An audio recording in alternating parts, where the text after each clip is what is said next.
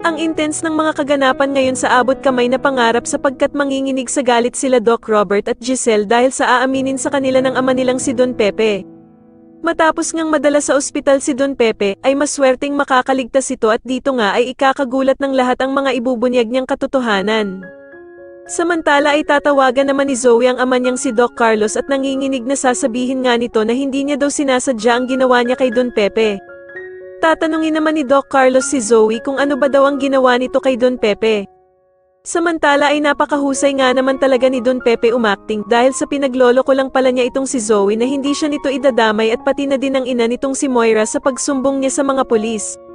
Dahil pagkalabas nga ni Zoe ng kotse dahil sa tinawagan siya ni Moira, ay agad namang tatawagan ni Don Pepe si Giselle para sabihin na kinidnap daw siya nila Moira at Zoe kasama si Balahadja. Ngunit wala namang kaalam-alam si Don Pepe na nasa tabi na pala niya si Zoe at tahimik na nakikinig sa mga sinasabi niya sa cellphone niya.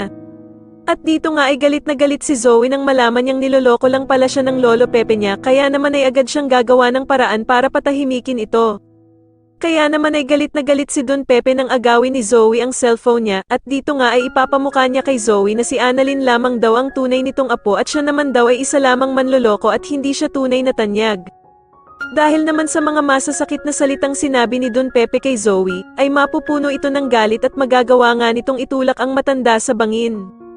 Agad namang mahuhulog si Don Pepe sa bangin at dito nga ay biglang matatauhan si Zoe sa kanyang nagawa kaya naman ay mag-iiyak ito.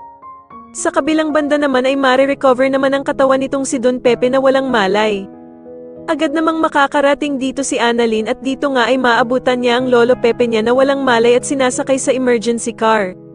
Sa tingin niyo magawa pa kayang matakasan ni Moira at Zoe ang ginawa nilang kasamaan matapos itong malaman nila Doc Robert at Giselle, mas lalo na nga talagang nagiging exciting ang mga susunod na kaganapan kaya naman ay mas lalo pa nating abangan ang mas lalong gumigandang abot kamay na pangarap. Maraming salamat po sa inyong panonood at sana po ay masubscribe niyo ako. Maraming salamat po.